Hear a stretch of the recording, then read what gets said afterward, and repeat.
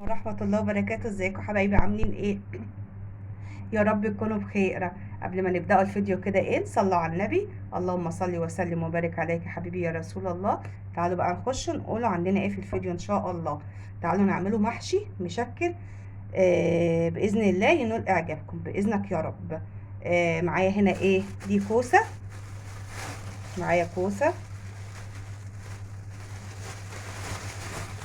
ومعايا بتنجان. دول انا مقوراهم من امبارح وانا قاعده جنب ولادي بذاكر. ما اتغسلوش، ما تحطش عليهم بق ميه، عشان لو الكوسه وانتي بتقوريها حطيتي عليها ميه او البتنجان حطيتي عليهم ميه، لو طالهم ميه ساعه ما هيجوا يستووا هيبقوا طعمهم مجلد، والكوسه مش هتبقى احسن حاجه هي ولا البتنجان، ولا هتحسي بطعمها. تمام؟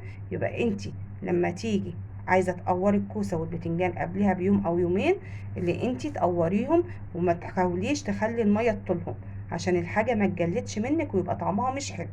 تمام؟ انا هنا بعد ما قورتهم مسكتهم في كيس كده وقفلتهم جامد جدا ودخلتهم التلاجة. هنروحوا بقى نغسلهم ونقول لكم هنعمل ايه. تمام؟ انا هنا دوم الكوسه برضو ورق العنب نفس الحكايه، مسكته شلت منه العين اللي بيبقى فيه هنا. تمام؟ شلته واديني دلوقتي تعالوا هنسلقوه. هنحضر معاه في ميه السليق ميه وليمون وشويه ملح. هنا بقى نبداوا بالتسبيكه. اللهم صل وسلم وبارك عليك يا حبيبي يا رسول الله. صلوا على النبي كده وما تنسونيش في اللايك والاشتراك. هنا تسبيكه المحشي انا بحب اسبك، مش عايزه تسبكي وتعملي في ني في ني براحتك. تمام؟ انا بحب اسبك، فمحشي يعني تسبيكه وبصل كتير. البصل بيسكر المحشي، البصل بيسكر المحشي. وهنا معايا برضو الطماطم. تعالوا بقى نبداوا ونشوف احنا هنعمله ايه. فانا هنا هبدا بالتخديعه او بالتسبيكه. انا هنا معايا زيت. المحشي بيحب الزيت عشان الزيت بيخلي الرز مفرفر من جوه، والحبايه مش لازقه في اختها. شويه زيت محترمين كده. بصوا دي معلقه سمنه بلدي، حابه تحطيها حطيها، مش حابه ما تحطيهاش براحتك، مش بجبرك على اي حاجه. عندك حته ليا حطي، عندك حته دهنه انت مسيحاها. المحشي بيحب ان انت صراحه تظبطيه تظبيطه حلوه عشان تاكلي احلى محشي. تمام؟ ناخد كمان حته سمنه اهي. هنقوله معانا ايه تاني هنا. هنا هنولع على ميه ورق العنب.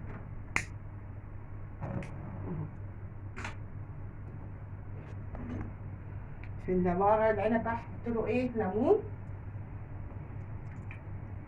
عشان خاطر يحافظ على على الخضار بتاعه ما يسودش مني اهو. وهحط رشه ملح صغيره مش كبيره.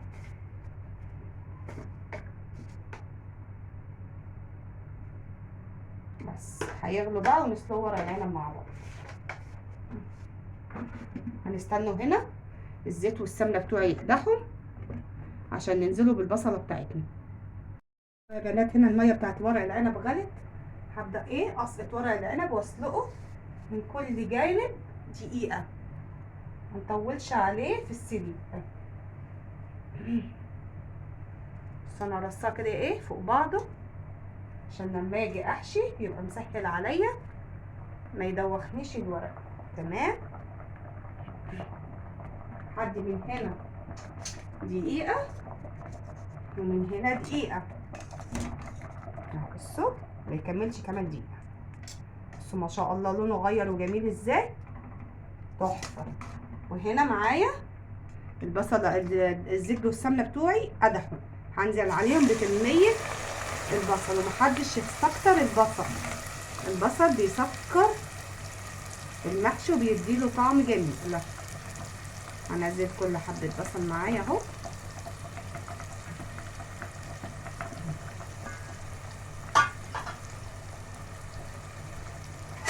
وهطلع ورق العنب اللي معايا.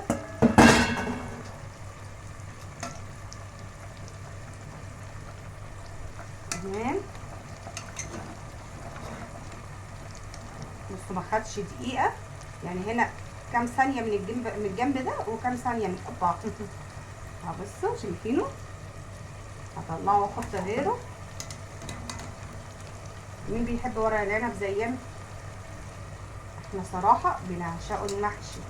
انا عندي ابني الكبير بيعشق ورق العنب والكوسه والبتنجان والفلفل، ملهوش في الكرنب جامد، ما بياكلش الكرنب اساسا. عندي عيالي التانيين الصغننين، هم صغننين قوي يعني، واحد اولى ابتدائي وواحد ثالثه ابتدائي، اولى اعدادي، اولى اعدادي وثالثه ابتدائي، بيعشقوا الكرنب.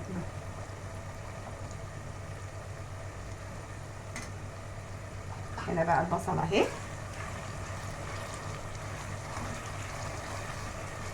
بتتشوح وهرجع لك يا بنات. هنا البصله ما اصفرتش جامد، يا دوبك خدت لون خفيف اهو زي ما انتم شايفين، لون دهبي خفيف. هنزل عليها بمعلقه بابريكا تديها حمار، تخلي ايه الصلصه حمراء وجميله كده.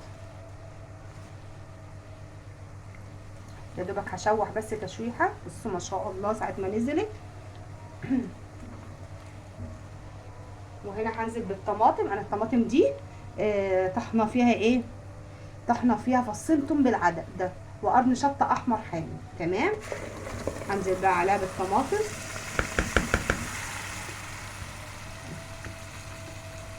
ريحه جميله جدا جدا جدا جدا. بصوا هنا كان معايا ايه، كان عندي تسبيكه برضو، تسبيكه محشي كنت حطاها في الفريزر. هحطها عليها تسخن معاهم كده وتتسبك معاها. تمام.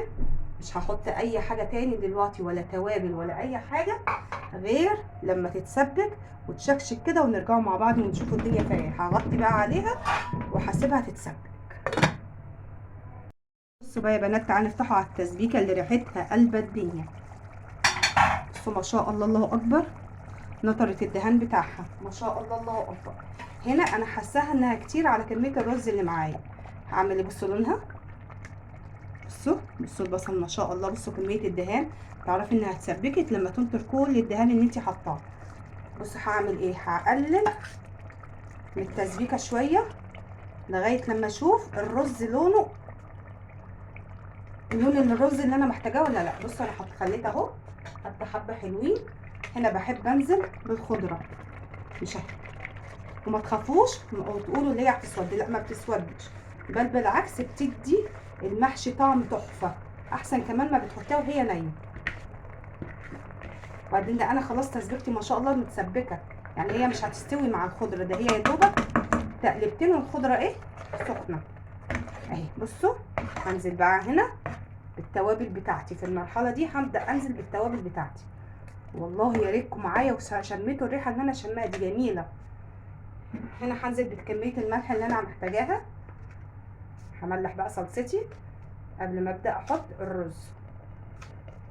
بصوا يا بنات، انا نسيت اقول لكم على كل كيلو رز بياخد قد ايه طماطم، بياخد حوالي كيلو طماطم وبصلتين حلوين. هنا هحط فلفل اسمر، المعلقه صغيره فمحدش يفكر ان انا حاطه كميه كبيره. هحط معلقه بهارات اهي، دي بهارات لحم بتخلي ريحه المحشي جميله، مش عايزه تحطيها وتستغني عنها براحتك. البهارات دي بتاعتك العبي فيها زي ما انت عايزه. محشي يعني كمون، هحط معلقتين كمون. دي شطه بودره، حابه تحطيها حطيها، مش حابه وخايفه وعندك اطفال ما تحطيهاش، بس هو المحشي وهو حامي كده بيبقى جميل. لا هنا هحط ايه كمان، هحط كزبره ناشفه مع المحشي بتبقى جميله. بصوا بقى، بصوا المحشي متظبط ازاي، ان شاء الله هيبقى شويه محشي تحفه. هقلب بقى اهو. بصوا الخلطه، بصوا لونها وجمالها، ريحتها جميله وهم وجباره. وبصوا الخضره لسه محافظه على خضرها ازاي. هنا بقى هطفي ناري، هطفي النار، والرز انا غسلاه ومصفياه. وتعالوا بقى نبداوا نشوفوا هنعمله ايه مع بعض. هنا خلاص حضرت كل الحاجه اللي انا هحشي فيها. انا هنا هحشي الكوسه والبتنجان والفلفل. هنا انا ما شاء الله حطيت قلب الكوسه تحت في الحله مع بصل وطماطم، وتبلتهم بشويه ملح وشويه فلفل وكمان برضو عملت ورق العنب نفس الكلام. الحله بتاعت ورق العنب حطيت طماطم، شرايح طماطم وشرايح بصل، وفي نفس برضو تبلتهم بملح وفلفل عشان يدي طعم جميل للايه، للمحشي وهو مستوي. هنا سلقت ورق العنب بتاعي اهو. هنا مسكت الكوسه والبتنجان بتوعي غسلتهم غسله نظيفه وحطيتهم في مصفى ووقفتهم كده بالطول علشان يصفوا كل الميه الزايده بتاعته. هنا بعد الكوسه بتاعتي انا ما قورتهاش جامد، سبت برده فيها شويه لحم، وبعد ما قورتها رحت مقلماها بالمقوره اهو زي ما انتم شايفين عشان تدينا شكل ايه حلو. ولا حطيتها في اي حاجه غير غسلتها وصفتها ايه في المصفى زي ما انتم شايفين، تنزل كميه الميه ايه بتاعتها. تمام، تعالوا بقى نظبطوا الدنيا. وهنا معايا الرز بتاعي، انا غسلاه رز مصري مغسول ومتصفي من ايه من الميه بتاعته جامد، عشان مش بعد اللي احنا عملناه في المحشي والتسبيكه الحلوه اللي احنا مسبكينها دي اهي نحطه ايه، نخلي الرز في ميه. بصوا التسبيكه وجمالها، بصوا حمرها، والله ما حطيت عليها اي صلصه، ده كله من اللي احنا عملناه. تمام، تعالوا بقى ننزل. ريحتها جميله جميله جميله، والخضره لما بتتحط في التوقيت ده بتخلي طعم الصلصه جميل جدا. بصوا الرز لازم يكون مغسول ومتصفي، اوعى الرز يبقى فيه ميه هيبوش لك الصلصه بتاعتك وهتبقى كلها عباره عن ميه. تمام، هقلب بقى هشوفها هي محتاجه صلصه تاني ولا لا. بصوا خلطه المحشي الجباره هتحدى بيها اي حد، ما شاء الله الله اكبر عليها. بصوا ريحه ولون وطعم تحفه، اللهم صل على النبي، تحفه. صلوا على النبي بقى كده، اكتبوا لي ايه رايكم في التعليقات، حطوا لي لايك. ريحتها جميله جدا جدا جدا جدا جدا. بصوا انا مش عارفه اقلب بدي.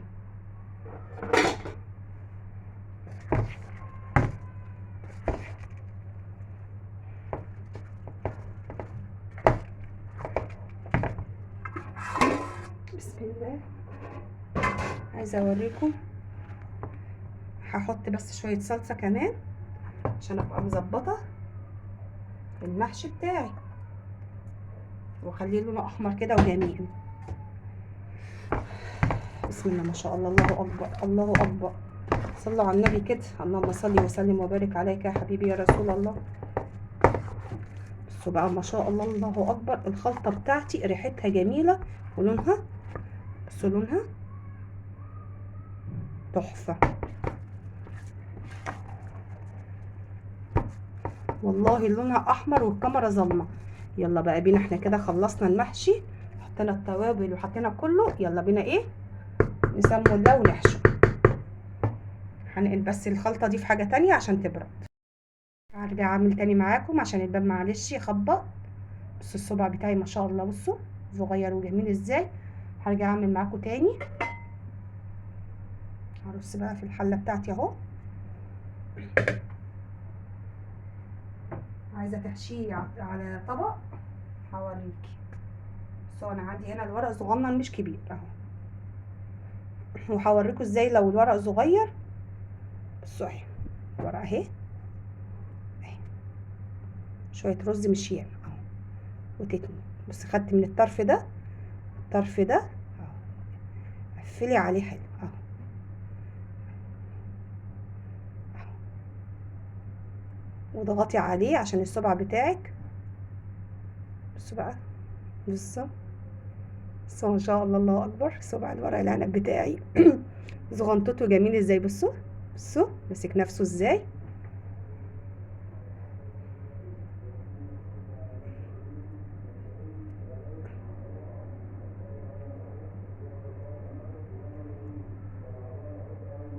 اهو بصوا كده انا قفلت عليه اهو من هنا ومن هنا اهو، بتني بقى كده. بصوا بتني كده اهو، بطني وامسك في السوق اهو. بصوا يا حبايبي، بصوا يا اخواتي اهو اهو تاني.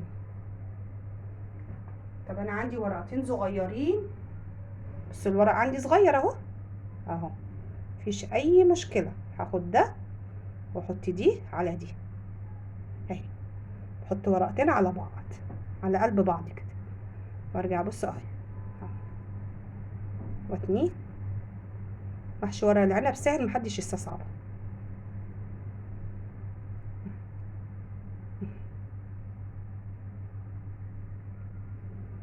لو بقى عايزه،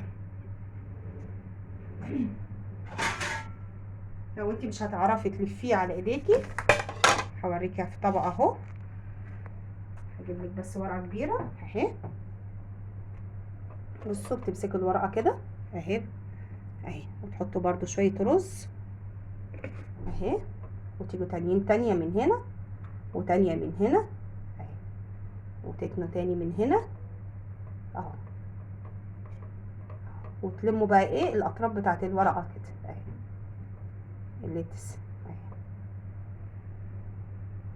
الطريقه اللي انت تحبيها اشتغلي بيها. تاني دلوقتي هيقولوا عليا انت بتطولي في الفيديو، وانا عايزه اوريكم كل حاجه والله اهي. بسم الله الرحمن الرحيم. تاني اهي، باخد حبه كده، حبه رز اهي.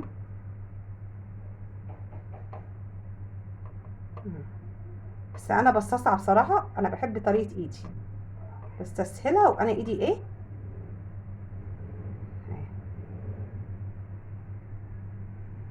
زقنن وجميل كده. انا ايه وريتكم بقى ورق العنب، هوريكم واحده كمان على ايديا اهي.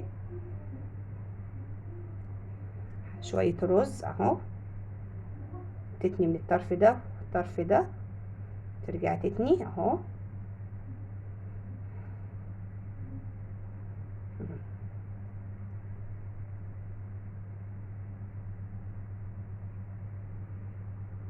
تحفه.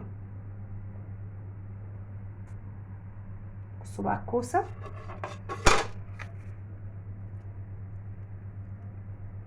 ما تحاولوش تملوا الكوسه والبتنجان جامد، عشان لما يجي الرز بتاعك يستوي ما ينطرش، وما تضغطيش كده بايدك عشان الرز ما ايه ما يبقاش مكبوس. بصوا اهو اهو، بتنزلي الرز بصي اهي اهي، لسه الكوسه عايزه. ما تكبسيش، خلي الحشوه بتاعتك من جوه مهويه كده وحلوه عشان حبايه الرز تستوي. اهو بصوا اهو، وتسيبي قيمه ايه قيرات صبع اهو، عشان لما يجي يستوي وتوقفيه في قلب الحله بتاعتك كده اهو، عشان لما يجي يستوي منك الرز ما يتنطورش ويعجن لك الايه، وينزل في قلب الحله يعجن. تمام. هوريكي برضو البتنجان عشان وقت الفيديو ما يطولش معايا اهو، برضو اهو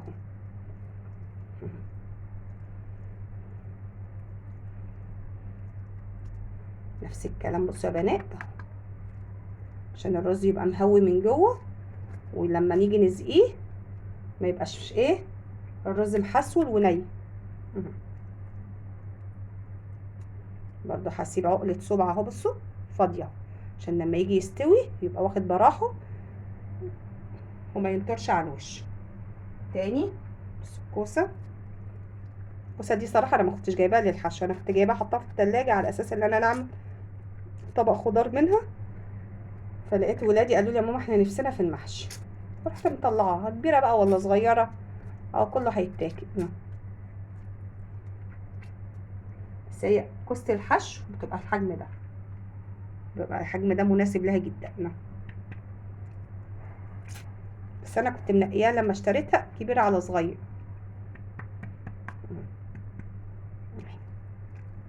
مش عايزين نطبسهم الرز عشان يبقى مهوي ومستوي من جوه، ما يبقاش ايه محصرم ولا ايه مش مستوي اهو. سبت عقله صبع. عايزه احشي معاكم فلفل، هحشي معاكم فلفل.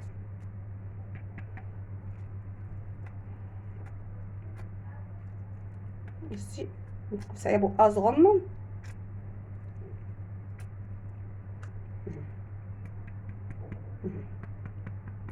الصبح، اوعي تكسري الكوسايه، خليكي شاطره كده. اللهم لك الحمد، انا لما بقور بصوا مفيش كوسايه مكسوره ولا حاجه اهي. تمام. بصوا بقى الفلفل انا بحب يعني ايه، ما بعملوش بالسكينه، بمسك الفلفلايه اضغطها لجوه اللي هو العلق بتاعها واضغطها واطلعها ايه بيطلع معايا بسرعه. نفس الكلام للفلفل، ما تحشوهوش جامد عشان لما يجي يستوي ما يطلعش بره الفلفلايه يبقى شكلها مش حلو. نضفي بقى كده ايه خضارك، ما تخليش عليه حاجه من بره اهي. بصوا برضو اهي ما شاء الله الله اكبر. هحشي معاكم بتنجانيه بقى كمان.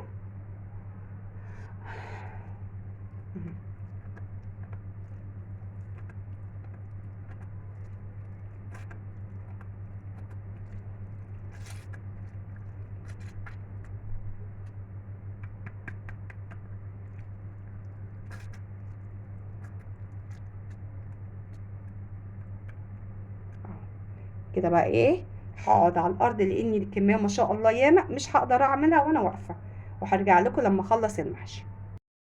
انا هنا ما عنديش شوربه ازقي بيها المحشي، رحت عامله ايه، ضربت طماطمايه في الخلاط، حطيت عليها 2 مرقه دجاج، شويه ملح وشويه فلفل ومعلقه سمنه وشويه بهارات، وحطيتهم يغلوا على النار. ما شاء الله عملوا لي شوربه كداب. هنزق بقى المحشي. بصوا انا هنا خلصت الكوسه والبتنجان والفلفل. بصوا هدخل الشوربه في قلب الكوسه كده والبتنجان عشان يستووا من جوه. العقد بتاع المحشي بتاع الكوسه ما تنسوش ان انا حاطه تحت خضار، والكوسه ذات نفسها بطبيعتها بتنزل ايه ميه. تمام. فهنحط الميه بتاعتها او الشوربه بتاعتها على قد نص الحله عشان ايه لما تستوي. ابصوا هنحطها بقى دي ايه اول واحده هتتحط على النار اهي. تعالوا بقى هي كمان ورق العنب. بصوا ما شاء الله الله اكبر عليه. بصوا قد ايه ما شاء الله هو جميل اهو. هحطه بقى ايه هو كمان هزقيه. بصوا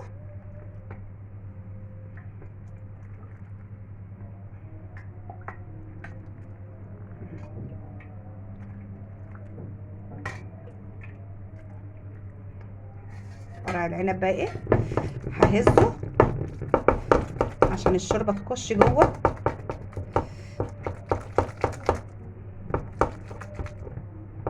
بصوا هحط حبه كمان اهو. بصوا بس كده. بصوا الشوربه يا دوبك اول سطر من المحشي باين. احطه على النار. هنا برضو اتبقى معايا ايه شويه بتنجان وشويه فلفل حشيتهم.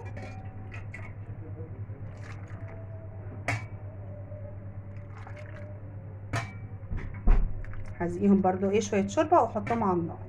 هنا بقى هحط المحشي على النار. اول ما هيغلي هوطي عليه النار يستوي وارجع بقى اوريهولكم هو مستوي بمشيئه الرحمن. الله اكبر استوى بقى جميل ازاي.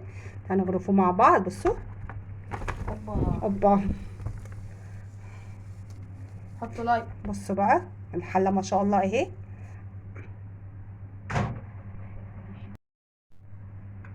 بصوا بقى سخن الحليب يا ولاد لسه نازل من على النار. المحشي بيتكلم عن نفسه. بصوا تحفه. طبعا نغرف ورق العنب هو كمان. بسم الله الرحمن الرحيم. سخن. بسم الله الرحمن الرحيم. بصوا بقى الحلاوه. بصوا سيدي بصوا طعمه. استنوا بس نشيل الايه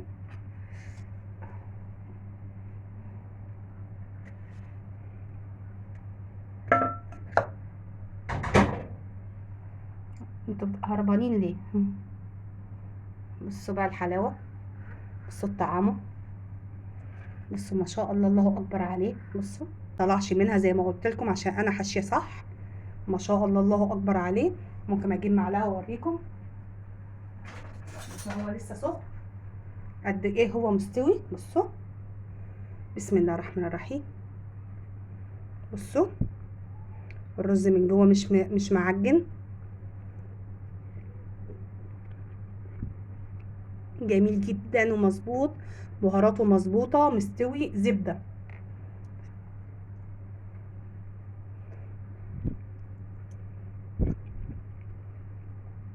البتنجان ما شاء الله فظيع، طري جدا، مش مجلد، الرز مستوي فوق جوه، مش معجن. بصوا عايزه اوريكم، بصوا قد ايه حبايه الرز مفرفره من جوه.